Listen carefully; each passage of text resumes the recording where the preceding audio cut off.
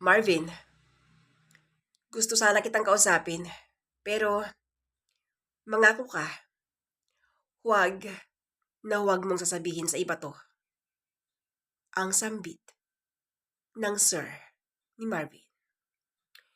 Napahinto sa pagwawalis si Marvin, ang 22 anyos nakatulong sa bahay ni na Carlo at Janine. Tumango siya, medyo kinakabahan. Hindi niya alam kung bakit siya pinatawag ni Sir sa study room. Gusto ko sanang tulungan mo kami ni Janine na magkaanak. Napakunot ang noo ni Marvin.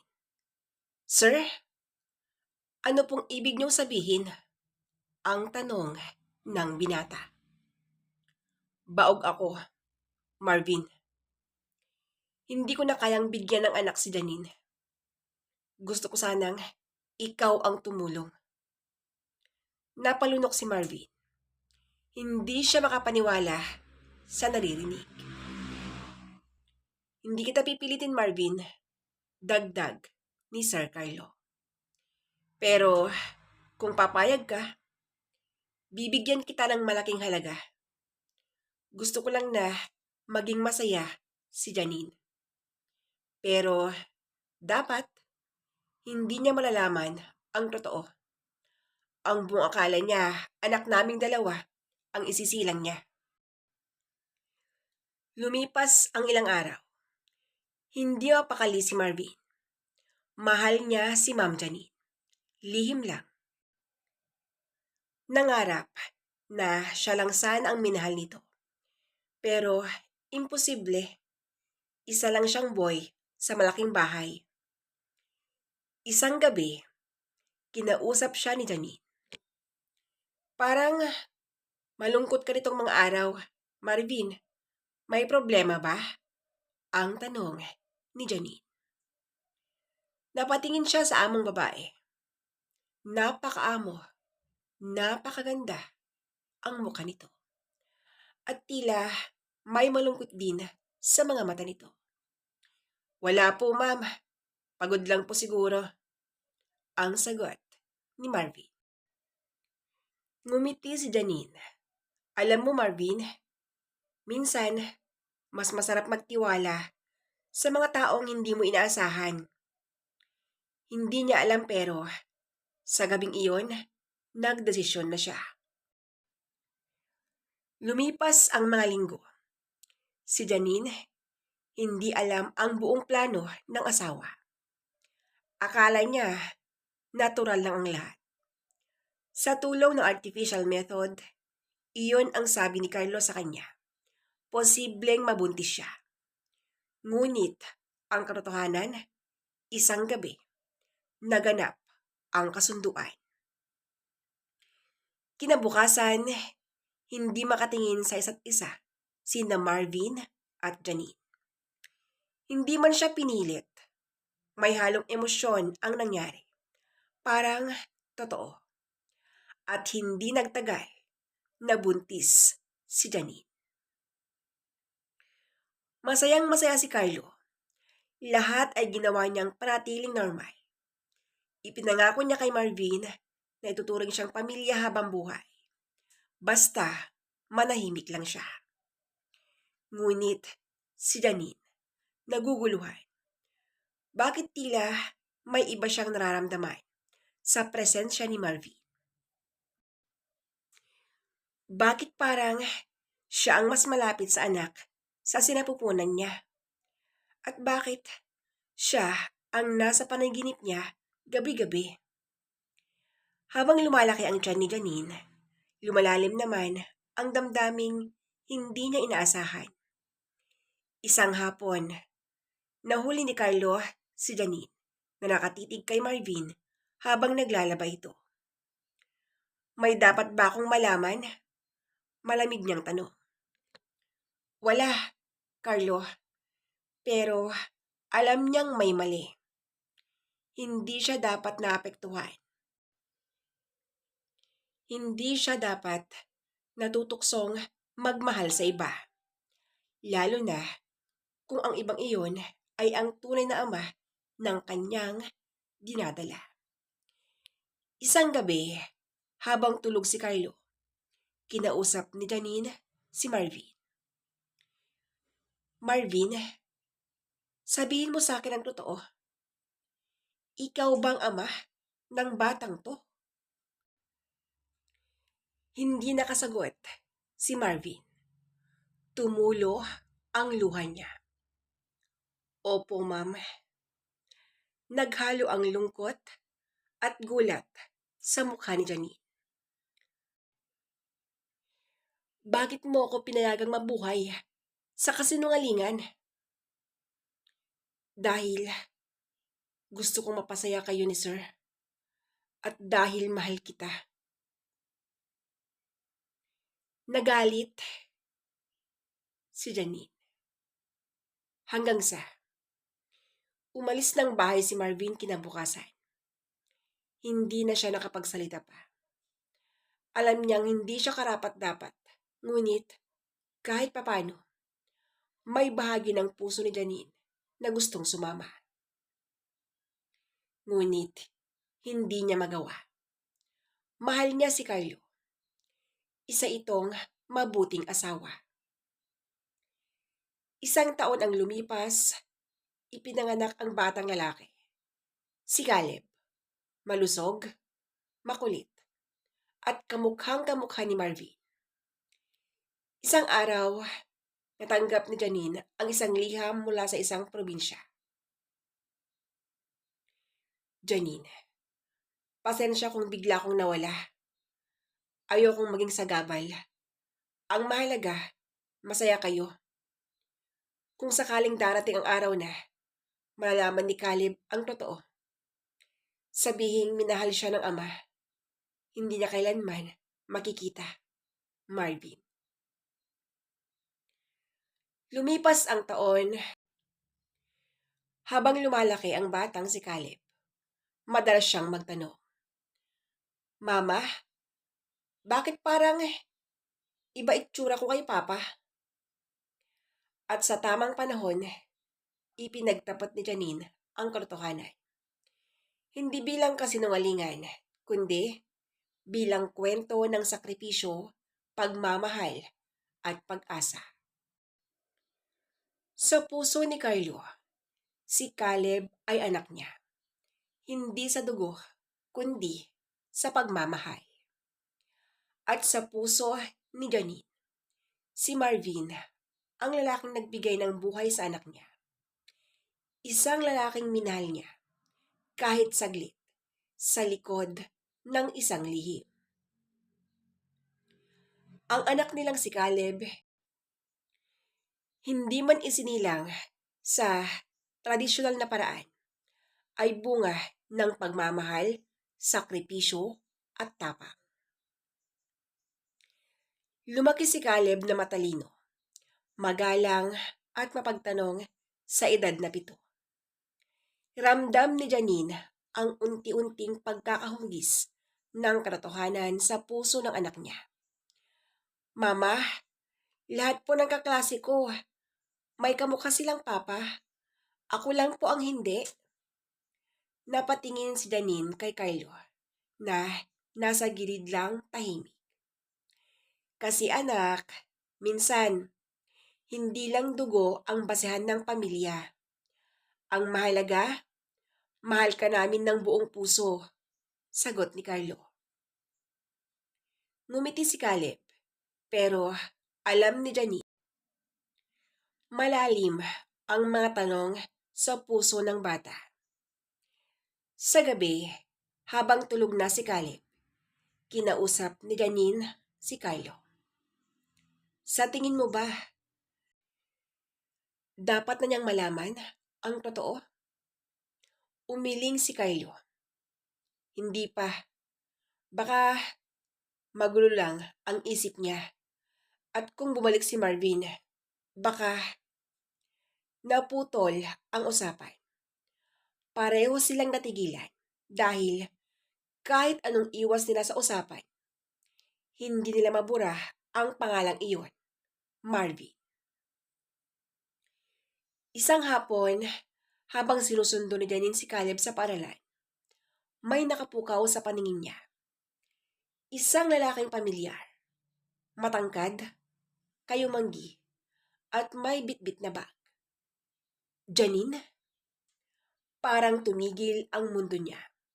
Si Marvin, mas gwapo, mas tumatag ang katawan. Pero andun pa rin ang parehong titig, tapat, at puno ng pagsisisi. Bakit ka bumalik? Ang tanong ni Janine.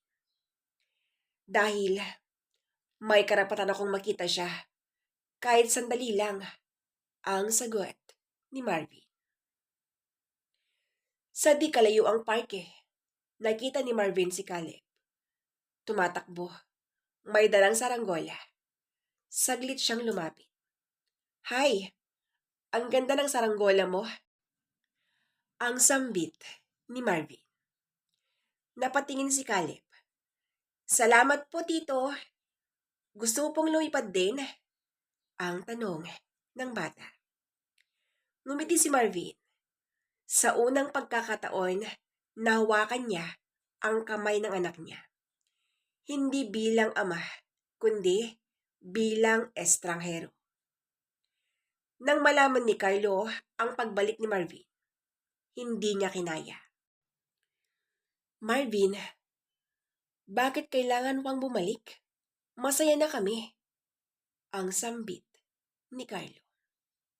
Alam ko, hindi ko naman intensyong guluhin kayo eh. Pero, Carlo, baka nakakalimutan mo. Anak ko rin siya. Ang sagot ni Marvin. Nag-init ang damdamin ni Carlo. Pero, ako ang tumayong ama. Ako ang nagpuyat, nagpakain, nag-aruga. Hindi nagsalita si Marvin sapagkat alam niyang totoo lahat. Ma, bakit lagi ko pong nakikitang nakatitig sa akin si Tito Marvin? Hindi po ba siya kamag-anak natin? Ang tanong ni Caleb. Napatigil si Janine. Napaupo sa kama ni Caleb. Anak, may sasabihin ako sa iyo. Pero sana maintindihan mo. Habang lumuluha, unti-unting isinalaysay ni Janine ang katotohanan. Hindi dramatiko, hindi pilit, kundi tapat. Hindi umiyak si Caleb.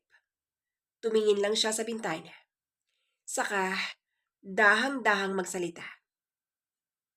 Gusto ko siyang makilala, ma. Sa isang tahimik na gabi, sa harap ng paboritong lamesa ni Caleb sa parke, umupo silang dalawa, ama at anak. Alam ko na po ang totoo, Tito Marvin, bungad ng bata. Hindi nakagalaw si Marvin. Pero, galit po ba kayo? Kasi, hindi kayo kasama. Umiling si Marvin, sabay yakap sa anak. Ang mahalaga, masaya ka, anak. Kahit di mo ako tawaging papa. Ngunit sa yakap na iyon, ramdam ni Caleb ang init. At isang salitang bumigkas. Papa? Simula noon, madalas nang magkasama sina Caleb at Marvin. Hindi tinago ni Carlo ang selos, pero wala siyang nagawa. Dahil nakikita niya kung paanong napupuno ng kulay ang mundo ni Caleb sa tuwing kasama ang tunay na ama. Isang gabi, kinausap ni Carlo si Marvin. Kung tunay mong mahal si Caleb, hayaan mong ako pa rin ang ama niya. Hindi sa pangalan, kundi sa tahanan. Tumango si Marvin. Pero sana maging bahagi pa rin ako. Kahit kaibigan, kahit tagapagmasid. Ang sambit ni Marvin. Isang school event, father and son activity. Pinayagan ni Carlo na si Marvin ang sumama. Sige, kahit ngayon lang, para sa anak natin, Anya. Sa entablado, habang hawak ni Caleb ang mikropono, tinanong siya, Caleb, sino ang tatay mo? Napatingin si Caleb kina Carlo at Marvin. Ngumiti siya. Meron akong dalawang tatay. Isa sa puso, isa sa dugo ko. At pareho ko silang mahal. Nagpalakpakan ang lahat. At sa sandaling iyon, tila nahilom ang lahat ng sugat. Lumipas ang panahon. Naging bukas na ang relasyong ito sa mga taong nakapaligid. Walang galit, walang inggitan. Si Kylo, si Janine, at si Marvin. Lahat natutong magmahal, magpatawad, at tanggapin ang kahinaan ng bawat isa. At si Caleb, lumaking buo. Hindi sa isang tatay, kundi sa dalawang lalaking nagturo sa kanya kung ano ang ibig sabihin ng tunay na pagmamahal. Mabilis na lumipas ang mga araw, buwan at taon. 15 taong gulang na si Caleb. Matangkad, matalino, at respetado sa kanilang paaralan. Pero sa kabila ng kanyang ngiti, ramdam ng kanyang mga magulang ang paglayo niya. Mama, huwag mo na akong sunduin bukas. May project kami ni Sophia. Sabi niya isang gabi. Project lang ba talaga? Tanong ni Jenny. Pero hindi na sumagot si Caleb. Sa school ni Caleb, may bagong estudyante. Siya si Axel Villaruel. Maporma, mayaman, pero tila may misteryosong pagkatao. Sikat agad sa campus at tila interesado kay Caleb. Hindi mo ko pinapansin ah. Ako yung bagong transferi dito. Axel nga pala. Ah, ganun ba? Ako naman si Caleb. Tipid na sagot ng binata. Pero sa mga sumunod na araw, palagi nang malapit si Axel sa kanya. Kahit hindi niya hinihingi. Nagulat si Marvin nang marinig ang pangalang Axel Villaruel. Villaruel? Tanong niya kay Jenny. Hindi ba iyon ang apelyido ng dating kasosyo ni Kylo sa negosyo noon? Napaisip si Jenny. Oo nga. At ang kasosyong iyon ay si Rodrigo Villaruel. Tinanggal ni Kylo matapos mahuli sa pandaraya.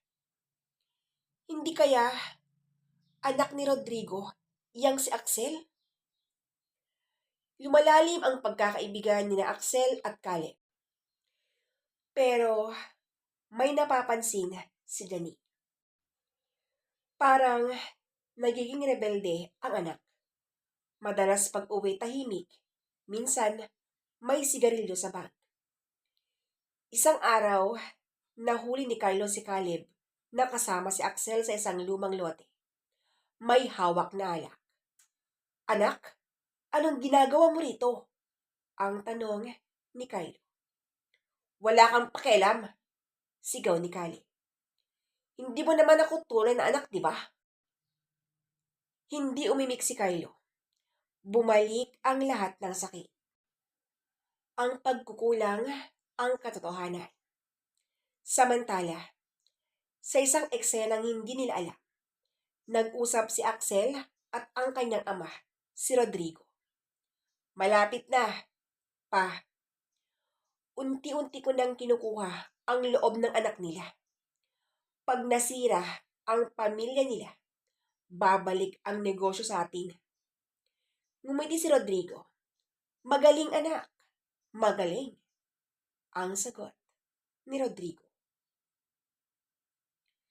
Sinimulan ni Axel ang plano.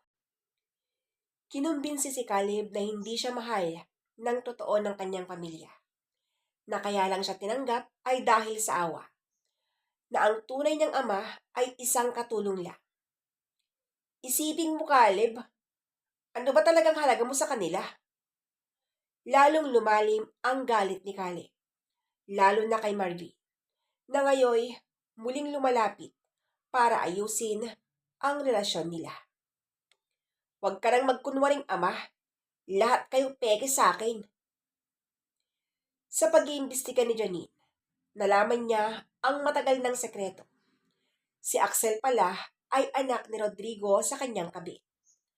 At ang tunay na plano ay sirain ang pamilya nila upang balikan ang mga taong nanira sa kanilang yaman. Agad niya itong ibinunyag kay Marvin at kay Carlo. Si Axel, hindi lang siya basta kaibigan ni Caleb. Isa siyang patibong. Sa harap ng buong pamilya, kinausap nila si Caleb. Anak, pinagmamasdan ka namin. Hindi para kontrolin ka, kundi para mahalin ka. Anak ka, hindi lang ng dugo, kundi ng puso. Napahagulgol si Janine. Axel is using you. Anak, please, huwag mong hayaang masira ang sarili mo. Tahimik si Caleb, umiwas ng tingin. Kinabukasan, hinarap ni Caleb si Axel. Bakit mo ako ginamit? Tumawa si Axel. Kasi alam mo kung bakit? Kasi, tanga ka. Isang bata na naghahanap ng sarili. Sinuntok siya ni Caleb. Tama ka. Hinanap ko ang sarili ko. Pero, mas nahanap ko kung sino talaga ang pamilya ko.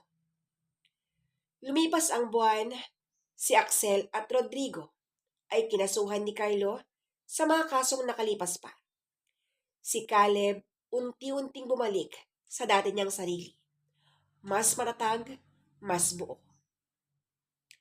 At si Marvin, bagamat nasaktan, ay patuloy na nasa tabi ng anak. Carlo at Janine, mas lalong naging matatag bilang magulang. Dahil sa gitna ng lahat ng kasinungalingan, pagsubok at panlilinlang, walang pamilyang mas matibay pa sa isang pamilyang pinanday ng katotohanan at pagmamahal.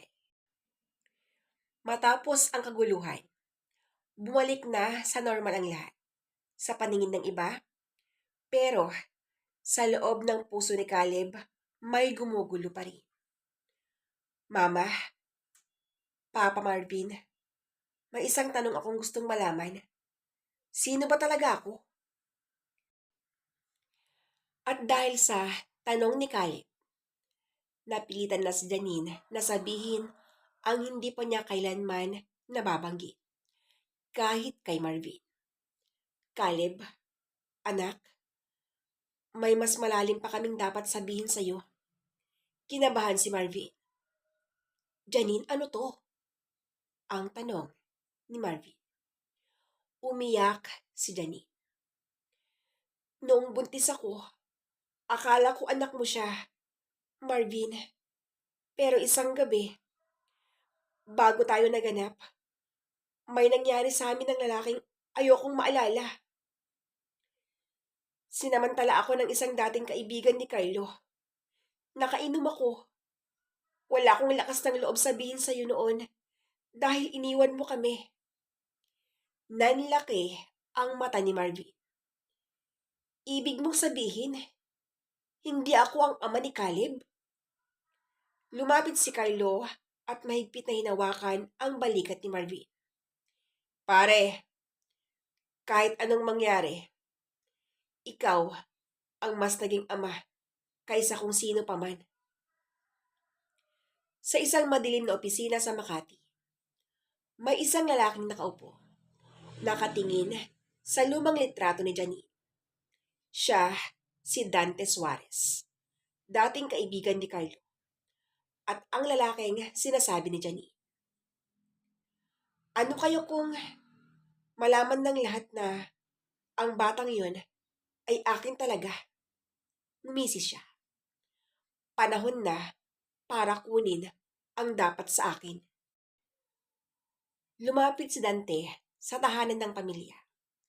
Bit-bit ang isang demand letter at isang DNA test result. Ako ang ama ni Caleb at gusto ko siyang makuha. Nabiglang lahat. Si Caleb, napatras. Ikaw? Anak, totoo to. At kahit di mo ako kilala, may karapatan ako sa'yo. Nagsampa si Dante ng custody case. Ginamit niya ang DNA test bilang ebidensya. Umiiyak si Janine, habang si Marvin at Carlo ay walang ibang gustong gawin kundi protektahan si Caleb. Sa korte, umiyak si Caleb sa gitna ng hearing. Ayoko po sa kanya. Hindi siya pamilya ko. Hindi tumigil si Dante. Pinuntahan si Caleb sa eskwelahan, sa bahay, kahit saan. Anak, lumaki kang walang totoong ama. Ako lang yun. Pero, nagsalita si Caleb, matapang. Ang tunay na ama, hindi lang nasa dugo, nasa puso, at wala ka nun. Naglabas ng ebidensya si Marvin. Isa pang DNA test. Mas malalim, mas detalyado. At dito, nalaman ang totoo. Si Marvin pa rin ang tunay na ama. Lumabas na peke ang dokumentong ginamit ni Dante. Isang panloloko para makaganti. Nakulong si Dante sa kasong attempted abduction at psychological abuse. Sa korte, humarap si Caleb sa kanya sa huling pagkakataon. Salamat ha.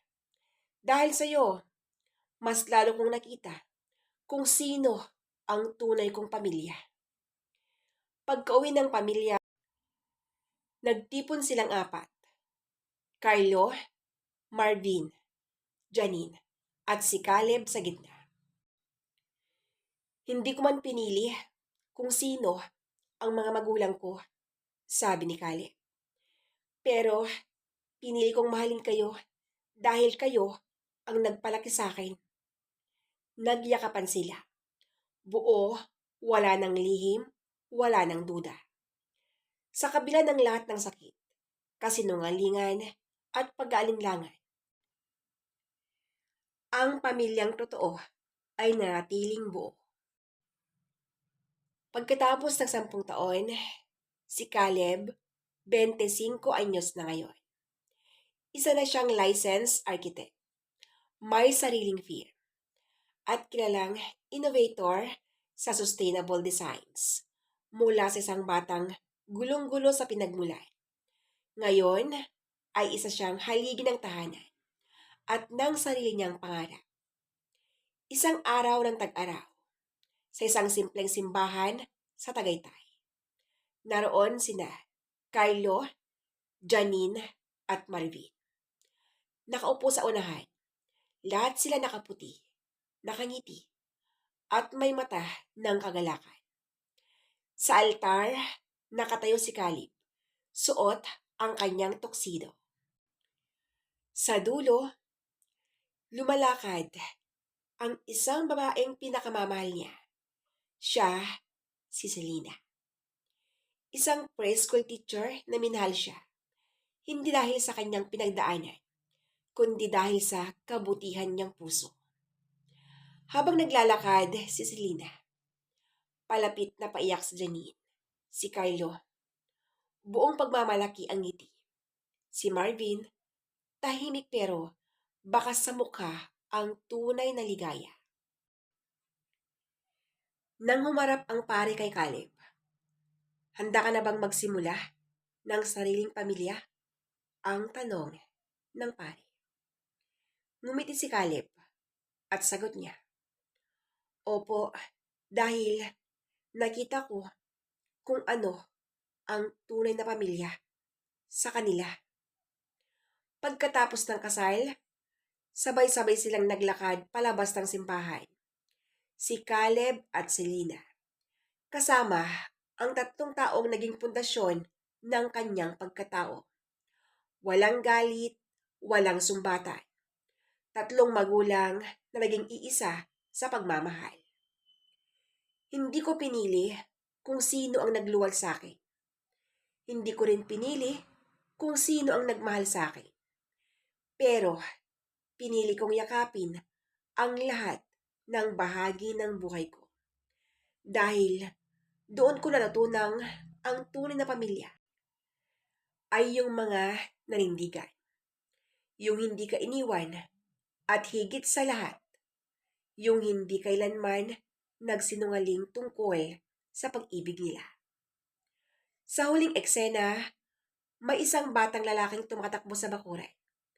Papa Caleb, Papa Marvin, laro tayo. Tumawa sina Marvin at Caleb. Sabay sabing, sige anak, tara. At sa lalim ng hapon, sabay-sabay silang tumakbo. Tunay na pamilya, di lang sa papel, kundi sa puso. At dito na po nagtatapos ang kwentong kakaiba. Sana po ay nagustuhan po ninyo ang kwentong ito. Hanggang sa muli. Maraming salamat po sa inyong walang sawang pagkikinig. God bless us all!